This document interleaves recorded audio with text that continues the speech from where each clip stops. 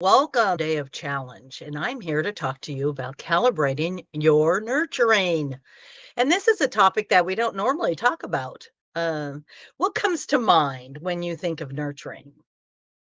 For me, it's the first thing is nurturing your kids if you have kids, or your pets if you have pets. But we're going to think a little bit out of the box and challenge you to think of other things. So let's do a baseline. So well, let's randomly think of, you could nurture your plants. That's another one that's pretty common. And nurturing your garden, nurturing your hobbies. So we want to think and do things a little bit out of the normal. That's how we challenge ourselves.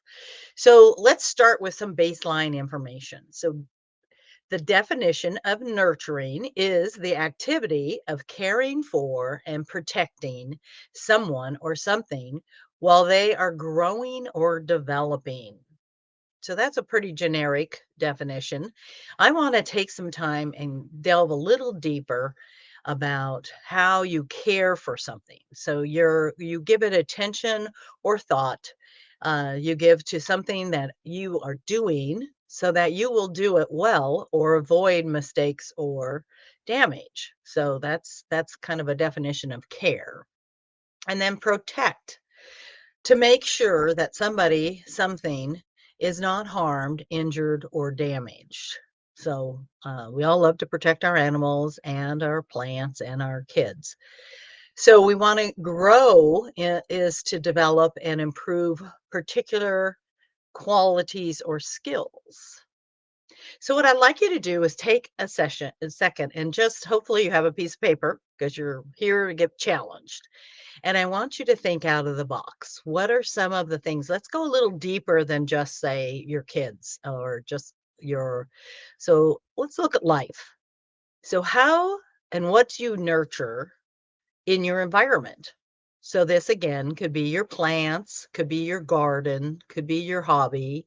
Um, so, anything that you care for that you want to make sure it does, heck, it could be your automobile. It doesn't necessarily grow, but you need to protect it from failing, and you definitely need to take care of it. So, by nurturing your automobile, you might take it to regular checkups and oil changes and tire rotations and all that good stuff. So that's really out of the box thinking if you want to think about nurturing your car. But other things too. Go in a little deeper and how would you nurture and what are you going to do? But first, brainstorm a list of stuff that you currently nurture or think of. Let's see if I can think of another one out of the box. Um, Obviously, if you're a gardener, you plant flowers or you plant vegetables, you're going to nurture them so that they grow. And nurturing them might be to give them fertilizer or plenty of water, not too much water, just the right amount of water. And, aerating the soil might be something that you do to nurture those plants.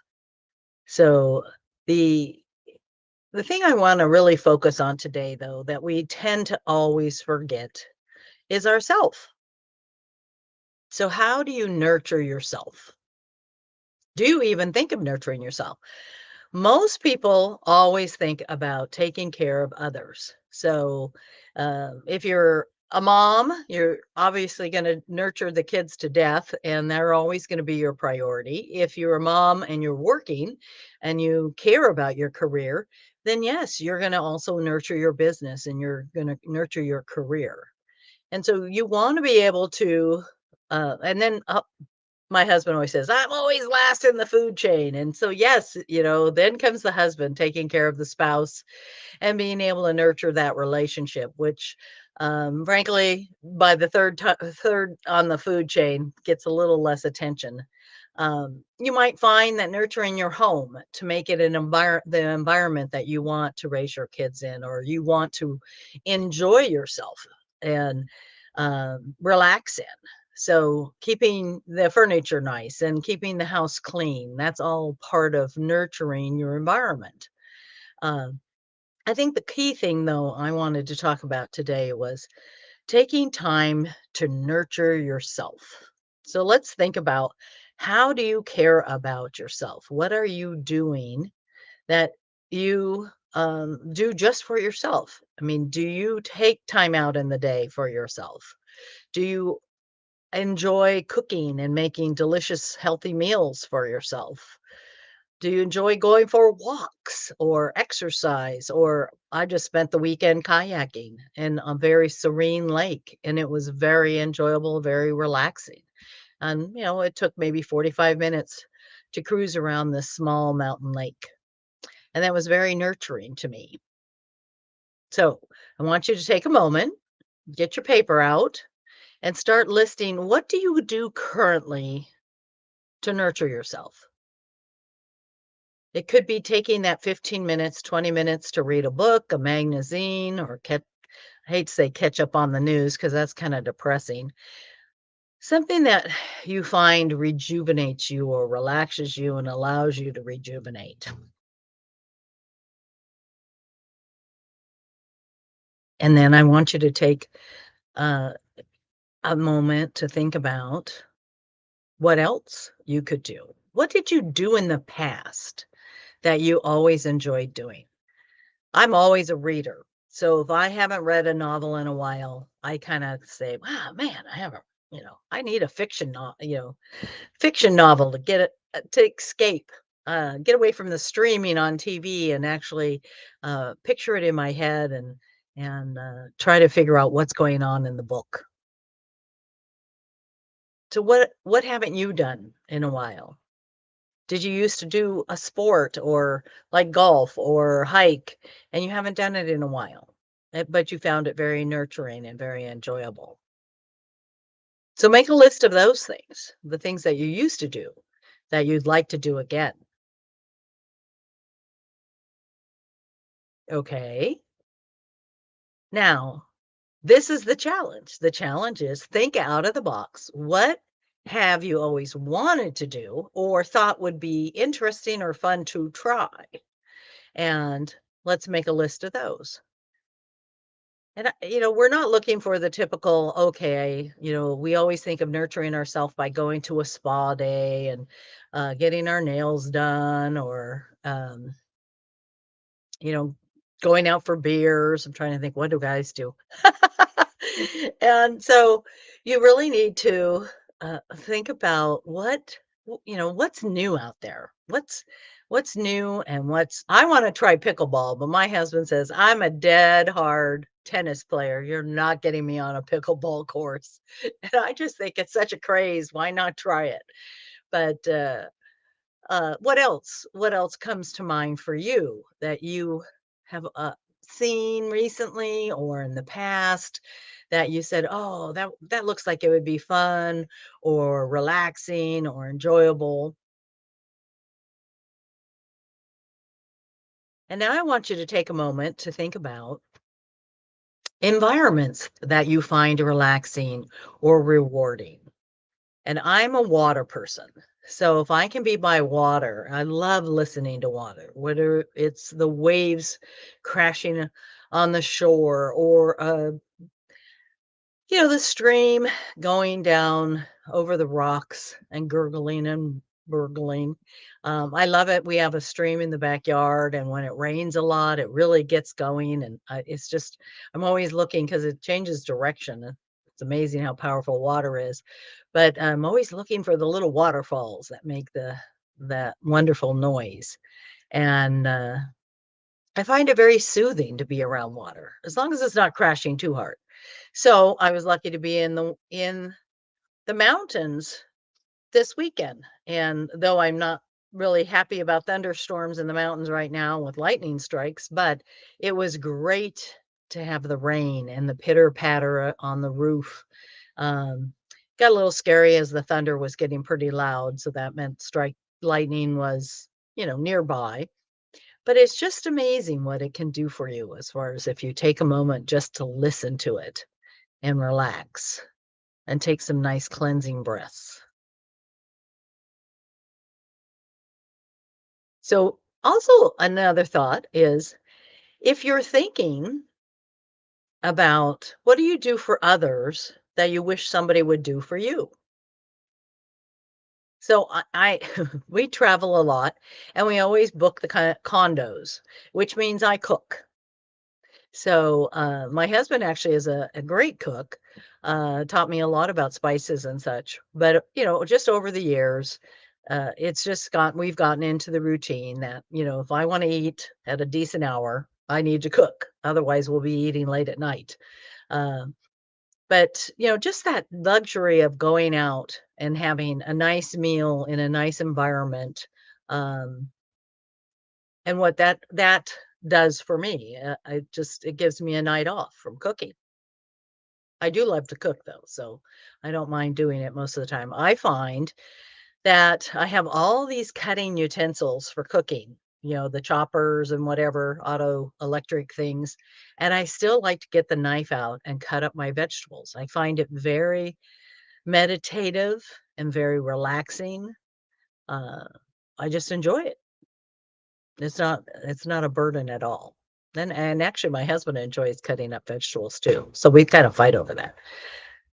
Just floating in a swimming pool and looking at the clouds and watching the clouds. So what kind of environments really give you that moment of self-reflection, relaxation, and ability to rejuvenate and re-energize? And once you have a list of those, you need to think about how you can fit those into your day, your week, or at least on the weekend, so that you have a moment to enjoy those. Life's short. You need to schedule those things in. All right. So the next thing I wanted to share was as part of my freebie is finding the time. We have a tendency to overbook ourselves, and we constantly think and expect that we should be able to do it all. And the reality is, as we say, there's never enough time in a day. We all have the same amount of time. It's what we choose to do with our time. So part of it is scheduling or making it habit to do self-care items. But we always feel guilty about it. So my gift to you is a um, how to get back a free hour or two in your day. And I want to talk about mindset because I've given you a tool to help you go through and do it. But what I want you to think about is everything we do, most of it, 80% of it is by habit. If you're driving and all of a sudden you realize you're driving home and you had one more stop to do, well, your mind was someplace else, but you have the habit of driving home, so you drove home instead of stopping by the post office or the grocery store. And so you have to backtrack. So 80% of what we do is subconscious. The way you can save time or get time back and get is to look at what you're doing and kind of identify areas that you can put into a routine. Think about how you get up in the morning. Do you, you know, take a drink of water, go to the bathroom, brush your teeth? You do so much of that as habit. And what I want you to the gift in the additional challenge is to find something that you do throughout the day that isn't quite a routine yet. You randomly do it. You don't always think about, well, it's a last minute thought, that you're doing it. Um, but take a moment to think through your day and find something that you can say, hey, I do this all the time, so I might as well put it into a routine. I mean, one of the things that I like to do is set up the coffee pot the night before. So when I get up in the morning, it's ready for me. It's one less thing I have to do to think about in the morning. When I have the kids at home, I make their lunches the night before. So things that you would normally do at a given time, think about how you can put that into a routine. The benefit of a routine is when you start doing it over and over again, you also look at how maybe you could cut back some of the steps. So in other words, you're shortening the time that it takes. You're figuring out a better way of doing things. So you want to be able to go ahead and, put a routine in place, give it a try for a while, and then revisit it and say, how can I make this better? Or how can I make it shorter? How can I do it faster? And the more you do it, it becomes habit. The less you have to think about it, and the faster you'll do it.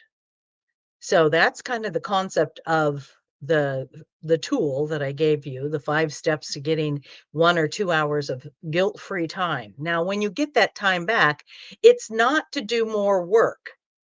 It's not to do more house cleaning. That hour is to do more self-care and to nurture yourself. So take a moment and think about, okay, I'm gonna get some time back in a day, even if it's a half hour. I'm gonna get some time back in a day, a half hour. What am I gonna do for myself in that half hour? Now, when my kids were little, they all understood the concept of timeout. So if you're a mom and you have kids, you can use this. You can say, Mom's going on a timeout. She needs a little self care. I think that's another thing that I wasn't raised with self care. Although I observed my mother, and she always sat in the living room and she said, don't bug me when I'm in the living room on my sofa reading my book. And that was her self care time. And I always just wanted to grow up and be able to read those big, thick books. And so that became my self care, self time. And I passed that on to my kids. But I never really talked to them about the fact that this was self time. And I think as parents and as our generation and we need to talk more about self-care, and we need to talk about why we're doing it and the value of it and how much we enjoy it. And not, again, I mentioned that nurturing isn't necessarily one of the things that we talk a lot about. We just do it. So I think it does warrant being able to have more time for yourself. So let's recap here. I've given you a couple of challenges. So the challenge is make a list of the things that you do now for yourself and keep doing those. Make a list of things you used to do for yourself and think about doing them again. And then think out of the box. What are some of the things you've seen or heard and thought would be interesting, and be able to do maybe that for yourself, self-care. And then the last thing is the challenge of finding some time throughout your day by putting together routines that'll become habits. And that way you'll be able to get them done a lot faster, free up some time, and dedicate that time to self-care. So again, you're in your session here on the site, you will find my free gift of how to get back 1 or 2 guilt-free hours within a day. I'm Marilyn Robinson. I'm a life navigation specialist. I'm here to help you move your life forward in whatever direction you choose to do. Thank you for being here. I appreciate your time.